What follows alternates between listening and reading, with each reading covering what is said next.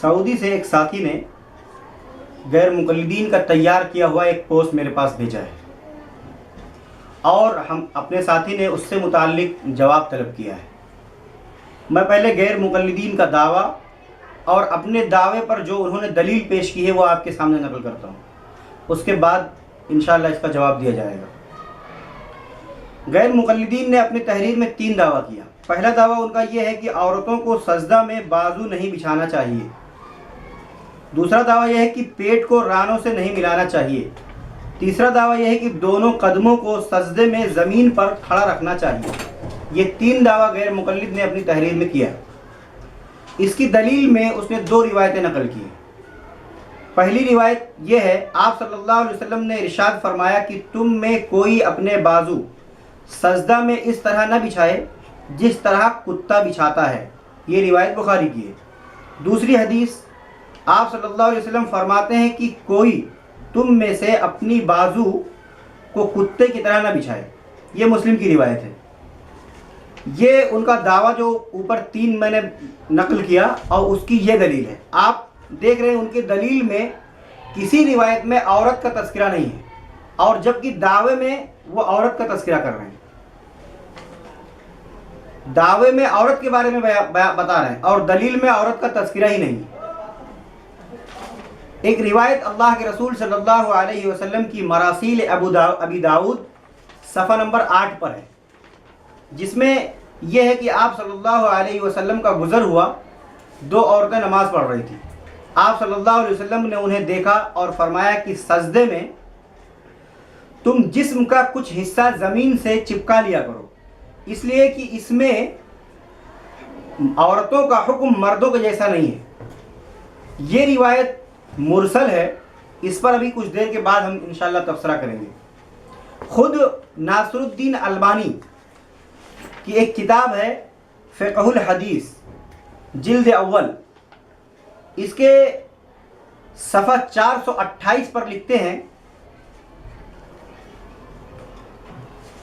کہ ابن قدامہ لکھتے ہیں کہ فی الحقیقت عورت کے حق میں بھی نماز کے وہی احکام ثابت ہیں جو مردوں کے لیے ہیں، الا یہ کہ اس کے لیے رکوع و سجدوں میں اپنے آپ کو سمیٹنا مستحب ہے۔ یعنی یہ بات خود ناصر الدین البانی یہاں جو ہے لکھ رہے ہیں، اور یہ ان کی کتاب ہے، دیکھیے فقہ الحدیث۔ یہ عبارت ہے،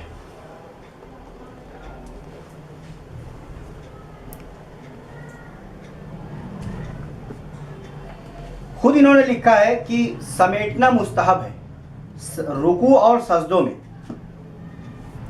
اب دیکھیے، جو روایت میں نے پیش کیا مراسیل ابی داؤد صفحہ نمبر 8 کی، وہ مرسل ہے۔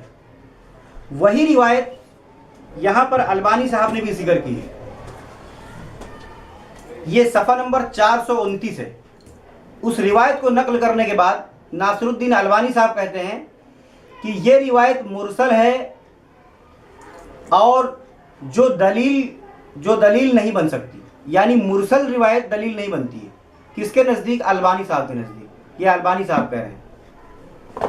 میں آپ کو بتاتا ہوں کہ مرسل روایت قابل استدلال ہوتی ہے، اور اس سے مستحب ثابت کیا جا سکتا ہے، اور ثابت کیا ہے لوگوں نے۔ پہلے یہ سمجھ لیں کہ ہمارے وہاں، یعنی اہل سنت والجماعت، چاہے حنفی ہو، شافعی ہو، حنبلی ہو، مالکی ہو، کوئی بھی ہو، ان کے وہاں مرد اور عورت کے نماز میں جو فرق بیان کیا جاتا ہے، اور عورتوں کو یہ حکم جو دیا جاتا ہے کہ وہ سجدے کی حالت میں اپنے آپ کو زیادہ سے زیادہ سمیٹیں گی، اور رکوع میں وہ پھیلیں گی نہیں جیسے مرد پھیلتے ہیں، بلکہ جو ہے اپنے آپ کو ہر طرح رکوع میں ان کو سمیٹنا ہے اور سجدوں میں بھی سمیٹنا ہے، اور پیر کو کھڑا نہیں رکھنا جیسے مرد رکھتے ہیں۔ یہ جو بھی کچھ فرق بیان کیا جاتا ہے، یہ صرف مستحب کا درجہ رکھتا ہے۔ ہمارے وہاں ایسا کرنا مستحب ہے، چاہے حنفی ہو، چاہے شافعی ہو، چاہے حنبلی ہو، چاہے مالکی۔ اس کی دلیل میں ہم لوگ جو روایتیں پیش کرتے ہیں، اس پر غیر مقلدین کا کہنا یہ ہے کہ یہ روایتیں عام طور پر ضعیف ہیں۔ ہم یہ کہتے ہیں کہ ان ضعیف روایتوں سے ہم نے فرض اور واجب پر استدلال نہیں کیا ہے بلکہ مستحب ثابت کیا ہے۔ غیر مقلدین یہ ثابت کریں کہ ضعیف روایتوں سے بھی مرسل روایتوں سے مستحب نہیں ثابت کیا جا سکتا ہے۔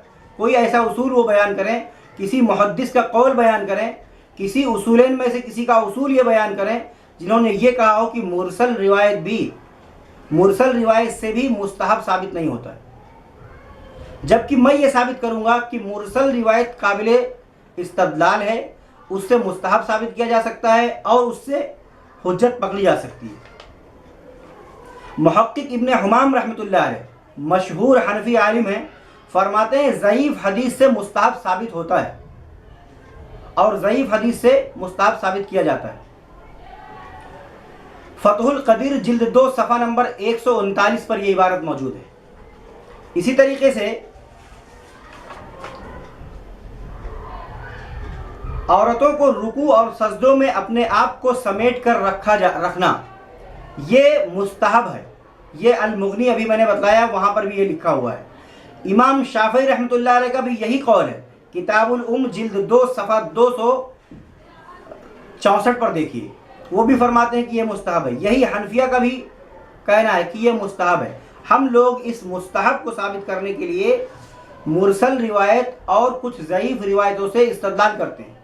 غیر مقلدین کا اعتراض یہ ہے کہ جن روایتوں سے ہم استدلال کرتے ہیں وہ روایتیں ضعیف ہیں۔ ہم غیر مقلدین سے یہاں یہ سوال کرتے ہیں کہ اس باب میں تم کوئی صحیح روایت ہمیں لا کر دے دو، کیونکہ محدثین کا اصول یہ ہے کہ جس باب میں صحیح روایتیں نہیں ہیں اس باب میں ضعیف روایتوں سے استدلال کیا جا سکتا ہے اور اس سے حجت پکڑی جا سکتی ہے۔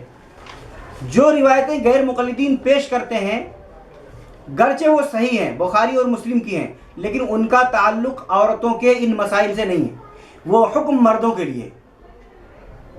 جیسا کہ ابو داؤد کی حدیث جو میں نے پیش کیا صفحہ نمبر 8 والی مراسیل ابو داؤد والی روایت، اس سے صاف پتہ چلتا ہے کہ اللہ کے رسول صلی اللہ علیہ وسلم نے فرمایا کہ عورتوں کا حکم مردوں سے الگ ہے۔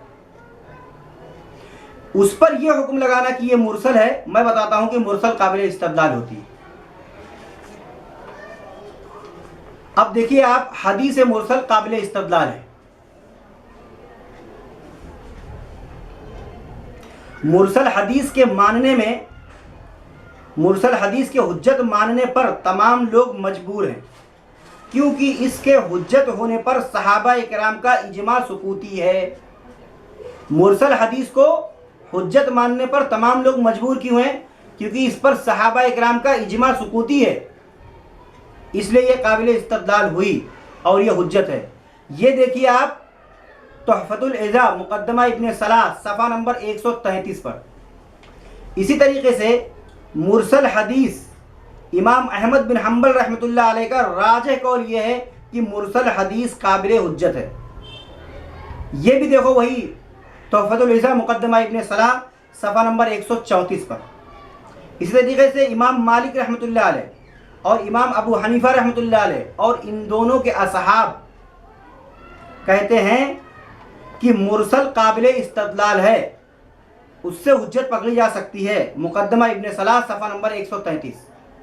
امام شافعی رحمۃ اللہ علیہ فرماتے ہیں کہ مرسل کے ماننے میں، مرسل اس وقت مرسل سے دلیل ہم پکڑیں گے جب اس باب میں کوئی دوسری صحیح حدیث نہیں ہوگی، یعنی مرسل سے قوی حدیث اگر کوئی بھی نہیں ہوگی تو امام شافعی رحمۃ اللہ علیہ بھی مرسل سے دلیل پکڑتے ہیں۔ ہم پہلے یہ عرض کر چکے ہیں کہ اس باب میں کوئی صحیح حدیث غیر مقلدین پیش نہیں کر سکتے ہیں جس میں اللہ کے رسول صلی اللہ علیہ وسلم نے یہ فرمایا ہو کہ یہاں پر مرد اور عورت دونوں کا حکم ایک سا ہے۔ وہ مرد اور عورت کا حکم الفاظوں میں دکھائیں کہ مرد اور عورت دونوں کا حکم ایک سا ہے۔ کوئی حدیث پوری دنیا غیر مقلدین ما البانی، زبیر علی زئی اور طالب الرحمن اور تمام جتنے ان کے بقرات سقرات ہیں، یہ سب مل کر بھی کوئی ایک حدیث پیش نہیں کر سکتے۔ میں نے مرسل روایت ابی داؤد سے پیش کیا، مراسیل ابی داؤد سے پیش کیا، یہ مرسل روایت ہی کوئی پیش کر دیں جس میں اللہ کے رسول صلی اللہ علیہ وسلم نے یہ فرمایا ہو کہ مرد اور عورت کا دونوں کا حکم یہاں ایک سا ہے، تو ان کے پاس کوئی روایت نہیں۔ اب آگے سنیے۔ اسی طریقے سے امام ابو داؤد رحمۃ اللہ علیہ فرماتے ہیں کہ حفاظ متقدمین مرسل سے استدلال کیا کرتے تھے. اسی طریقے سے اکثر تابعین مرسل سے استدلال کیا کرتے تھے. یہ سب تحفۃ العزا مقدمہ ابن صلاح صفحہ نمبر 133 اور 134 پر موجود ہے. اس سے پتہ چلتا ہے کہ مرسل روایتیں قابل استدلال ہیں، خاص کر ان موقعوں پر جہاں اس سے صحیح کوئی روایت موجود نہ ہو. اور میں پہلے یہ عرض کر چکا ہوں کہ اس باب میں کوئی صحیح روایت کوئی غیر مقلد پیش نہیں کر سکتا کہ جہاں اس بات کی صراحت ہو کہ مرد اور عورت دونوں کا حکم یہاں پر یکساں ہے. جس طرح مرد سجدہ کرتے ہیں ایسے ہی عورت سجدہ کریں، جس طرح مرد رکوع کرتے ہیں ایسے ہی عورتیں بھی رکوع کریں، اور جس طرح سجدے میں دونوں پیر مرد کھڑا کر کے رکھتے ہیں ایسی عورتیں کھڑی کر کے رکھا کریں. ایسی کوئی روایت پوری دنیا غیر مقلدین میں سے کوئی غیر مقلد پیش نہیں کر سکتا. اور جو انہوں نے دعویٰ اپنے دعوے پر جو دلیل پیش کی ہے وہ قطعاً مطابقت نہیں رکھتی ان کے دعوے سے. اس لیے ان کا یہ کہنا سراسر باطل ہے اور غلط ہے. اور ایک بات کا جو تذکرہ ان کی روایت میں ہے کہ سجدوں میں پیر اس طرح نہ بچھائیں، تو خوب اچھی طرح یاد رکھو، ہم بھی اس بات کے قائل ہیں کہ کوئی شخص مرد ہو یا عورت ہو وہ کتے کی طرح اپنا بازو زمین پر نہ بچھائے، لیکن اس کو عورت کو زمین پر اپنے بازو رکھنے ہیں. یہ خود اللہ کے رسول صلی اللہ علیہ وسلم کے فرمان سے ثابت ہے، چاہے وہ روایت مرسلی کیوں نہ ہو. اس باب میں کوئی اس سے صحیح روایت موجود بھی نہیں ہے.